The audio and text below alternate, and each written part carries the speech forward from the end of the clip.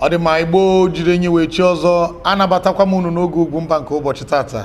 Anyị eburukwa na anabata na ya bụ mmemme ahụ na-atụ unu dịka ihe nnu na-atọ nwa ewu. Anyị mara na ọ na-amasị anyị bụ ya bụ mmemme. Kpatara ọtụtụ n'ime unu ji na-akpọ n'ekwentị, kpatara ọtụtụ n'ime unu ji na-ezite ozi n'akara igwe anyị na-asị unu na-asị anyị jisie n'ike. Anyị na-asịkwa ebe ọ bụla unu dịka nwa afọ Igbo jisie ike, ọ kachasị unu bụ ndị bi n'ụzọ ije, unu bụ ndị bipụrụ ebipụ, ndị na-ebighị n'obodo anyị bụ Naijiria. Ana m asị gị biko ebe ọbụla ị nọ imechi na obodo anyị bụ Igbo ihu, ịbụ nwa afọ Igbo imechi n'anya ihu. Ọ dị ihe otu onye kwuru mbọchị a sị na ọ bụ naanị ụmụ afọ Igbo ka ọ ga-abụ ebe ọbụla ị hụrụ ha bụ ndị Naijiria. Ọ bụrụ na ị gaa mba ọbụla anyị nọ fụ onye ọbụla bụ onye Igbo, ị mara na ọ bụ onye Naijiria. Ọ dịghị etu a n'ebe ụfọdụ ụmụnne anyị nọ, maka na ikekwe ịpụọ n'obodo Naijiria ị nwere ike ịhụ onye Hausa, ị nwekwara ike ịhụ onye Yoruba ebe ahụ ọ na-asụ asụsụ ha, mana ọ bụghị onye obodo anyị. Mana onye ọbụla bụ nwa afọ Igbo ifuru na-aza afọ Igbo bụrụ onye Igbo, o si Naijiria, ọ bụ nwa afọ amụchara amụcha. Ya mere n'ụbọchị taata masị unu biko ka ihe ọma mere onye mere ibia anya mgbe eburukwa nabata ọzọ n'oge Ugwumba nwesị unu ka anyị nọrọ ọ dị mma. Anyị makwa m na anyị ka na-anọ ọfụma n'oge Ugwumba, ya bụ mmemme ebirikwa n'ọkụ. Ya mere ọ bụrụ na ọ dị onye ị ga-akpọ n'ekwentị ị jụọ ya sị ya ọ matakwara na oge eruo na Igbo bụ Igbo ndewo nọ. Ọ bụrụ na unu na-amanye n'aka unu ga-afụ ihe nji maka gịwa bụ onye na-anọghị n'obodo a, gịwa bụ onye nọ na mba ndị jepụrụ ejepụ. Ọ bụrụ na nwa gị jụọ gị ịmara na ihe ị ga-akọrọ ya na ihe a bụ ihe eji agbanye mmanya n'ala Igbo. Nke a bụ mpi anụ, mpi ehi anyị na-eji aṅụ mmanya. Ikekwe ụfọdụ n'ime unu ahụ na ihe onyonyo ebe a na-eme ya eji na-eme ihe ejije, ya bụ ndị na-eme fim. Nke a bụ mpi anụ anyị ji aṅụ mmanya, jikwere eme omenala ndị ọzọ n'ala Igbo. Ndị Igbo kajara akaja nọ n'ụlọ, nọ na mba, obodo oyibo, ebe ọbụla kiliba na Ugwumba nwanne Ugwumba gara aga yo. Ewepụ nke ahụ, ihe akwa iko eji aṅụ nkwụ tupu oyibo emepụta anya bụ glass eji aṅụ nkwụ ugbu a jikwere aṅụ mmiri. Nke a ka ndị be anyị na-eji na-aṅụ mmanya mgbe ahụ. O nwere ụtọ pụrụ iche ọ na-atọ, maka na n'eziokwu ọ na-agbaghị na oyibo pụtara. Ọ bụrụ na ijirigo nke aṅụ mmanya, ị mara na enwere ihe dị iche na-egbe na egbe. Ya mere ọ bụrụ na eme ya mgbe ahụ ebute ya amaghị anya ama ya, amaghị anya ama ya agbapụta. Biko a ga-agbari egwu dịka nna aṅụrụ ya bụ nkwụ. Ugwumba.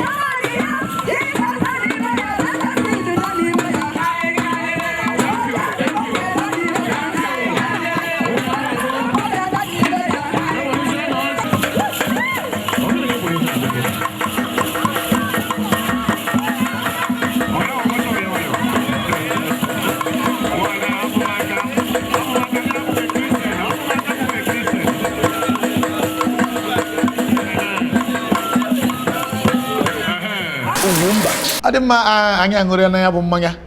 isi mmiri kwuo ọ dị m ka ọ bụ nke a ka Jizọs mere mmiri ka ọ ghọọ oyibo bịara nene ya nenechakwa nsị na ọ bụrụ na ime ya na ọ na-asachasị anya mana otu ihe na-agwụ unu biko onye ọbụla na-aṅụ ịṅụfekwa na oke maka na ihe ọbụla i mere mefu oke ọ dịghị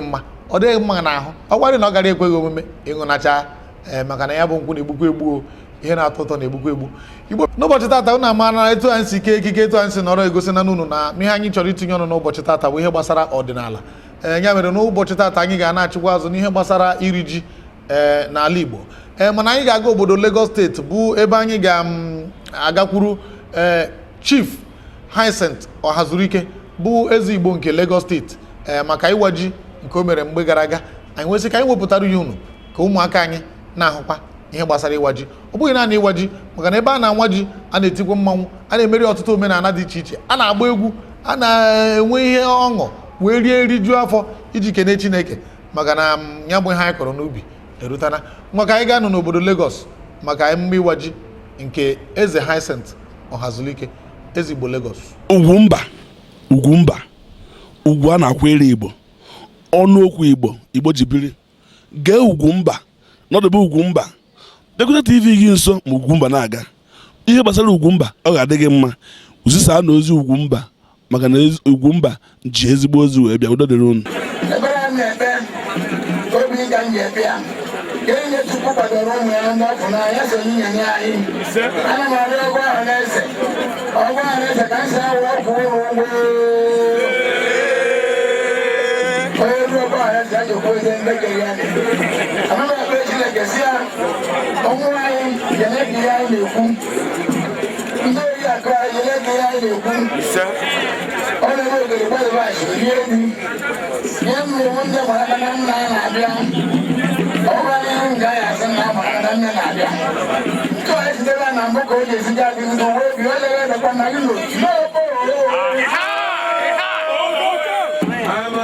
Deputy Consul General of the People's Republic of China in Lagos. I'm honored to be presented here this afternoon. And I would like to offer my sincere congratulations on Igbo friends, brothers, and on the New Yam Festival. Wish you a pleasant and happy festival. Thank you.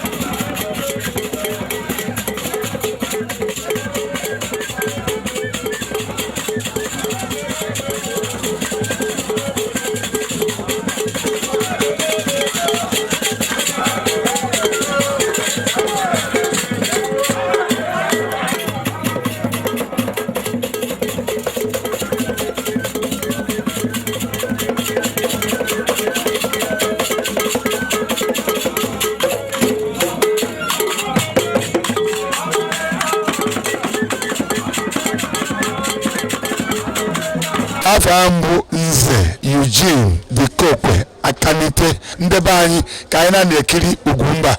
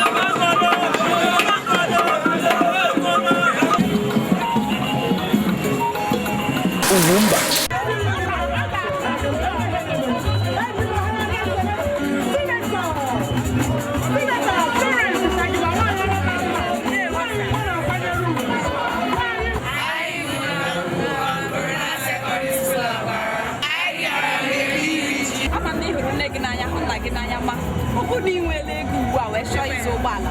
nne gị na nna gị kedu onye ị ga-ebu ụzọ zụrụ ụgbọala nne m maka gị maka na onye m maka na nne gị ndị gị ga-ebu ụzọ zụrụ nne gị ma o mesị ị ga-azụkwara nna gị Chiamaka na-ewechi dị mma enwe okwu ntabiri a na-ekwu ọ bụ na nkwue ya ikworo m igboro atọ mama Maggi gotere Maggi racha Maggi mama Maggi gotere mama Maggi gotere Maggi racha Maggi mama Maggi gotere mama Maggi gotere Maggi racha Maggi mama Maggi gotere were anyị igboro atọ mama Maggi gotere Maggi racha Maggi mama gotere mama Maggi gotere Maggi racha Maggi mama gotere Maggi mama Maggi gotere Maggi racha Maggi mama gotere mama Maggi gotere Maggi were anyị igboro atọ gotere Maggi racha Maggi mama Maggi gotere Maggi racha Maggi mama Maggi gotere ndewo edoro m anya na unu ga-abịakwa mmemme iri ji a n'afọ ọzọ ka ha anyị ga-abịa n'oge ka e were nri ihe mere kwa ya ndewo Ambori Akụjoy Okechukwu ana m akụzi asụsụ Igbo ndewo Corona Secondary School ndewo na o doro anya ọ bụghị ụlọ akwụkwọ niile ka a họrọ dịka ụlọ akwụkwọ unu wee kpọrọ ụmụ akwụkwọ bịa n'ebe a taa kedu mmasị unu mara n'ebe asụsụ Igbo dị anyị nwere mmasị dị ukwuu n'asụsụ Igbo n'ihi na anyị chọrọ ka ọ bụrụ asụsụ ga-adị anyị hụtara na asụsụ a na-anwụ anwụ ya mere anyị ji chọọ ka anyị soro na ndị ga-akwalite asụsụ n'ala anyị ka ọ ghara ịnwụ nọ n'obodo abụ Lagos oge ụfọdụ ndị nkụzi na-akụzi Igbo ọ na-ahịa ha kụziri ụmụ akwụkwọ kedu ihe ahụ ị na-enwetagasị mgbe ị na-akụzi ihe ahụ anyị na-enweta n'ịkụzi Igbo bụ maka na nne na nna jụrụ ịsụrụ ụmụ ha Igbo site n'ụlọ ya mere anyị ji na-enye ha ndụmọdụ ka nne na nna ọbụla wuru nwa afọ Igbo ka ha jisi ike na-asụrụ ụmụ ha Igbo n'ụlọ n'ihi na ụmụaka ahụ bụrụ ndị na-asụ n'ụlọ ha mụta n'ụlọ akwụkwọ ihe dị iche ga na-adị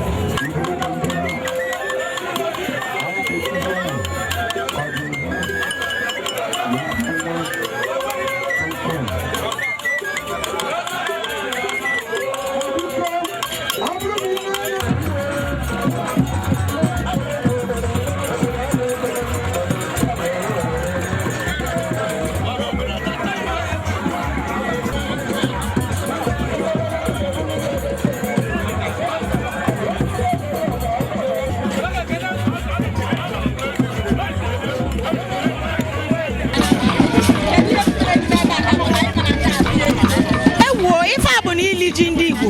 ị na-ajụkwa bụ iji Igbo bụ Igbo ma na ama ma n'ụlọ ihe a ili ji ka a na-eli na Lagos anyị abịa ịkwado ili ji ọgịnị igwu ji maka ịfụnanya irikọ n'otu anọ nya ka anyị si ka anyị bịa ka anyị kwado si n'ọhịa anyị na-ayọ Chukwu ka ọ bụ ihe na-eme n'obodo anyị abụ Naijiria nya ka anyị ji wepụta ebe ata ayi nwafọ nụnụ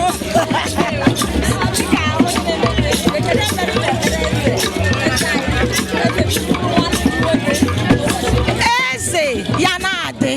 na-aga ọ ekpele nwa Igbo ọbụla na-ekpele eze si eze dịle gaba maka ife ọ na-ekwu ife ọma ebele ọ na-ekpele obodo ya bụ ekpele ọma onye si gị bịa lie ị mara na ị ya na-ekpeli ekpele ma ọ ya adịla anyị chịla anyị na-aga